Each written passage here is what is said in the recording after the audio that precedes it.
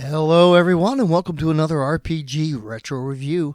I'm Captain Courageous and I review old school modules and games and talk about how you might integrate them into your current campaign. This week is a Gazetteer review. There's a lot of things I wanted to go over and discuss with you, and since everyone seemed to enjoy this format the last time I did it, I thought I'd bring it back since it's been a while since I released a new video. First, I do want to go over Tomb of Annihilation. It has been 5 months since the release of that module, but that means I've had a bit more time to prepare for my evaluation, and hopefully I'll be able to make some suggestions that you'll find useful. The same goes for Xanathar's Guide to Everything, the first real expansion to the 5th edition of the game Dungeons & Dragons. There's some good and some bad, and I wanted to talk about that as well. There's some other interesting news to discuss, so let's just jump right in. Tomb of Annihilation is the latest of Wizards of the Coast's annual epic module releases. It's been a few years since the release of the game, and while I certainly enjoy epic adventures, I find that I have some difficulty with these types of things, as it can be a bit railroady, especially if the players miss some clues or just go off on a tangent. Even for a skilled dungeon master, getting the players back on track can be a challenge. My thoughts on this has always been, if I'm trying to guide them back to the track of the main plot constantly, have I actually engaged the players with the story, and are they even into it to begin with? My personal opinion is that a lot of players are excited about exploring. They want to see the world and go where they will. Sometimes they can feel trapped, and the restless tangents that they go off on is an outward expression of this. This happened when I was running Princes of the Apocalypse. My players simply missed clue after clue and generally failed to follow any structure at all related to the plot details. It doesn't help much that a lot of the module's core MacGuffin, the Mimbar delegation, is rather messily explained and hardly followed up on in the module itself. A little Google searching revealed that I was not alone in this confusion, and there are several websites actually dedicated to addressing this confusing plot element of the module. Bottom line, if the DM is not sure about a core plot element, then certainly the players are going to be unsure as well. Also, the actual goal of Princes of the Apocalypse is not really explained in great detail, which lets it fall squarely in the hands of the Dungeon Master. And this is fine, but it seems that so many adventure locations and so many elements in play that this would have been made a bit clearer. So basically the campaign really kicked in when I just gave up on trying to follow any structure whatsoever and just created a bunch of material on the fly with the NPCs in the back of the module as inspiration, and brought the thing to a quick conclusion with a MacGuffin of my own. The point of all this being that players are going to be players and go in unexpected and unanticipated directions, and as DM, you have to be flexible enough to allow them to do and go as they will, or they will be frustrated. Which brings me to Tomb of Annihilation. While yes, this is another epic adventure where the very fabric of the Forgotten Realms is once more in danger, unless a plucky band of first-level adventurers gets involved, it's open enough that it can accommodate players' wild tangents, as included in the module itself are a large number of tangents for them to go on. There are plenty of side quests for DMs to throw in the path of the players when they decide to go off script. That makes Tomb of Annihilation one of the best Wizards of the Coast releases, in my opinion. Also, there is a lot of throwback and Easter eggs here that goes back to the rich history of the D&D game. Of course, most people are aware that the adventure is based off of Gary Gygax's original 1st edition Tomb of Horrors classic adventure module, with Asirak the Lich pulling the strings behind the scenes as strange things begin to happen with the way death works and the resurrected in the realms. In this way, it also is a throwback to the 2nd edition box set Return to the Tomb of Horrors by Bruce Cordell. However, that's not all. There's also a heavy influence of Dwellers of the Forbidden City by David Cook. Thematically, it's a Lost World, almost pulp-style adventure in the vein of Sir Arthur Conan Doyle, Edgar Rice Burroughs, and Indiana Jones, to name a few. This adventure is very strong in several areas. The overall arc is thematically a fun one. The DM has the option of raising the death save from 10 or better to 15 or better, making death much more likely for the PCs and to impress upon them the seriousness of the death curse that's plaguing the realms. That's definitely very scary. My suggestion here would be to make this a gradual change over time. The first time a PC goes into death saves, make it an 11 or better. The next time it's a 12, and so on up to 15.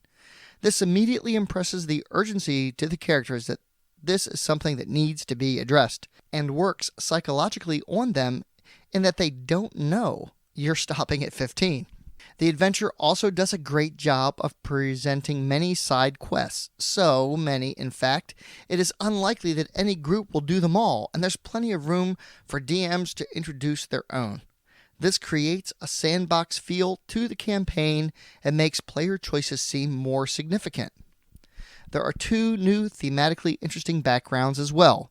The anthropologist, a character that studies other cultures and learns to mingle with them, and the archaeologist, a character that studies the history of ancient cultures through the excavation and exploration of ancient ruins. Both of these are great, considering the material of the campaign. To this, I might add a third background, the resurrected, a character that died as a young child whose parents paid the church to bring them back. This intimate experience with death at such a young age would leave them with a morbid fascination with it and have taken up the study of it.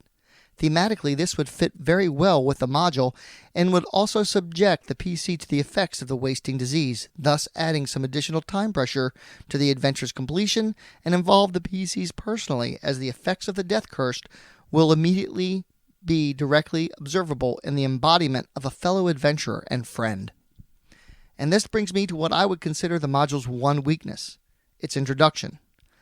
PCs are immediately introduced to a retired adventurer, Sindra Sylvain, a wizard of some power who was resurrected in her past and is now beginning to suffer the effects of the death curse. She is a MacGuffin that introduces the PCs to the adventure and sets them on their way by directly teleporting them to the jungle island of Chult. I am not a fan of this, as it's weak on several points. Why does this high-level wizard need some insignificant first-level characters to solve this problem? Doesn't she have contacts of more power that would be effective in dealing with problems of this sort? The teleporting to Chult is also a bit of an annoyance to me as well. I'd rather have an oversea adventure in getting them to the island. This all just seems a bit railroady, and I think that there are better ways to introduce the characters to the core plot of the adventure. And finally, because you have these weak first-level characters teleporting to Chult, the DM will have to run several side quests to get them on to a higher power level before they can even begin tackling the major problems at hand. My suggestion here, then, is simply to begin the campaign normally. Have fun with it. Run with some side dungeons and introduce several NPCs that PCs might become attached to. Let them gravitate to one organically. And that is the NPC you inflict with the death curse when it comes time to. This will allow them a chance to experience its effects directly as you raise death saves.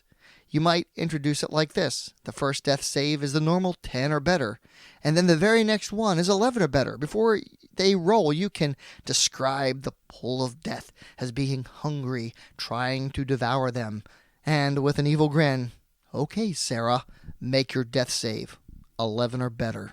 When they return from their foray, the mumblings among the populace that something is wrong will let them know that it wasn't just the dungeon they were in.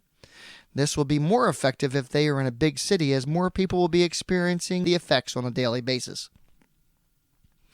Now it's time to delve into the adventure module more directly, and your afflicted NPC can step into the role of Sindra Sylvain, teleporting to the PCs to Chult if you like, or perhaps booking passage on a ship that can take them to the island of Chult if you prefer. Overall, this is a great module and a lot of fun. There are many puzzles, tricks, and traps to fool and befuddle the players, and a lot of fun side tricks and interesting NPCs for the DM to run and play.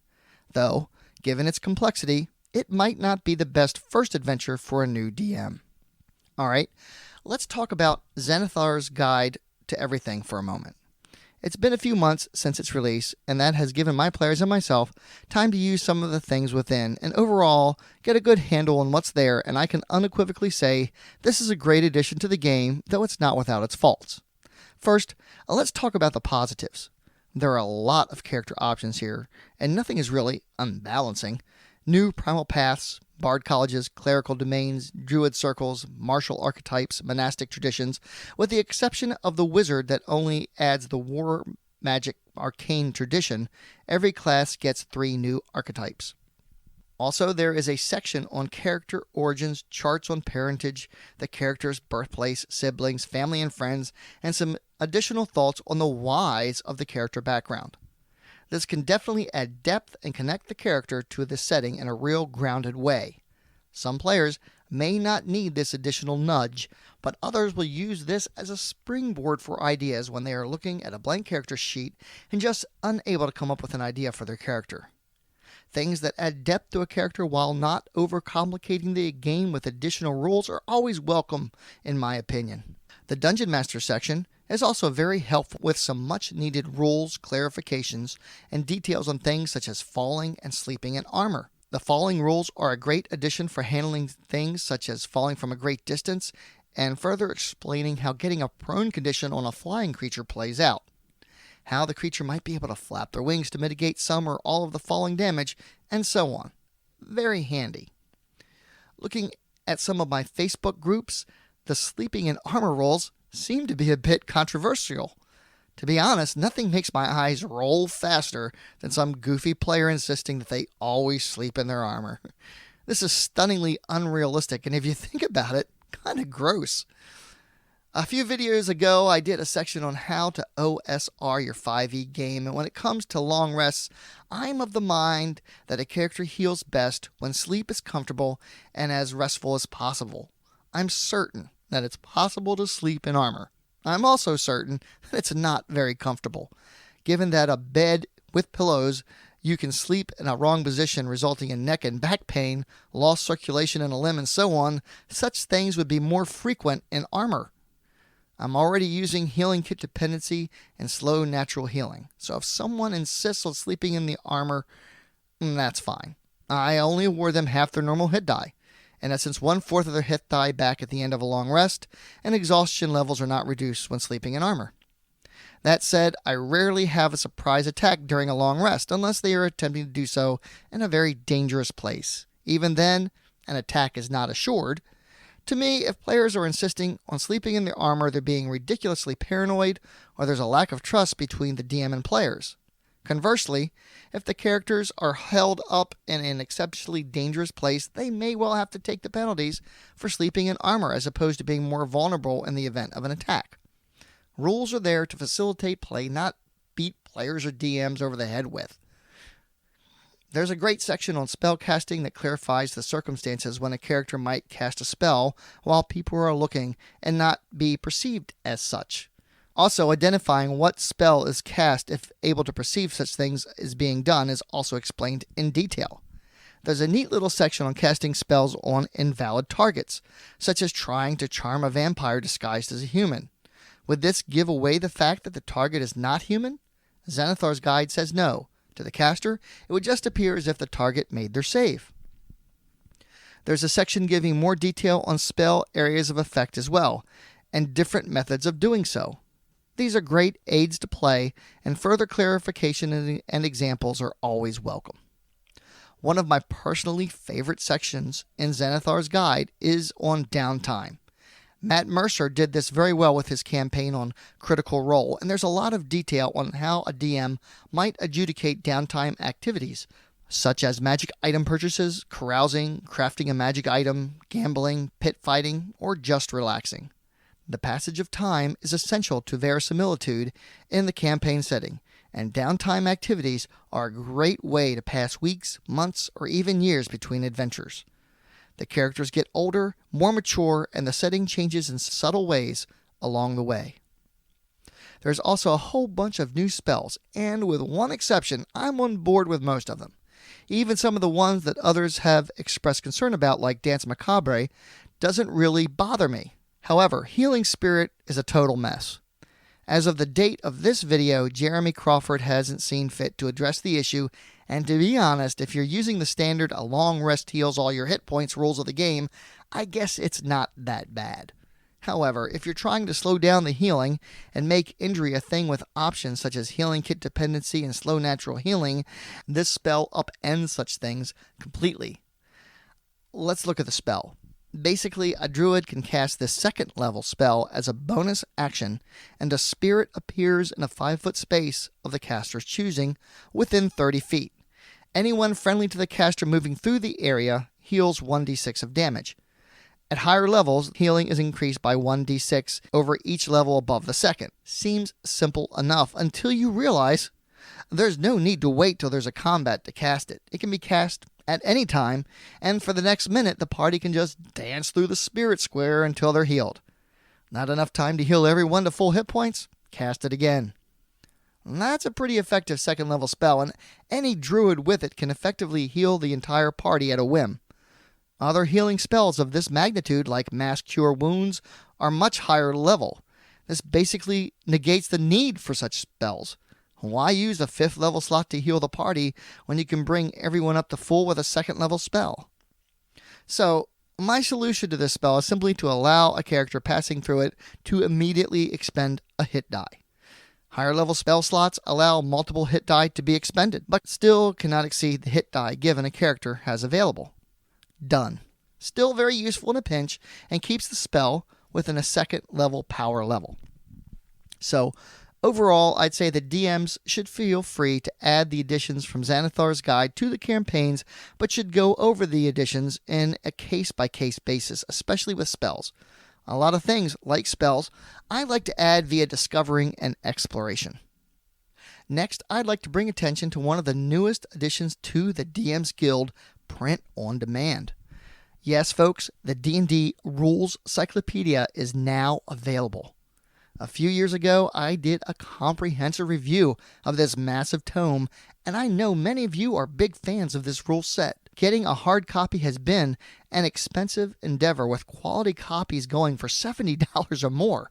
Now you can get a hard copy and PDF for only $31.99. I've talked to a few people online that have gotten this, and it's a new scan.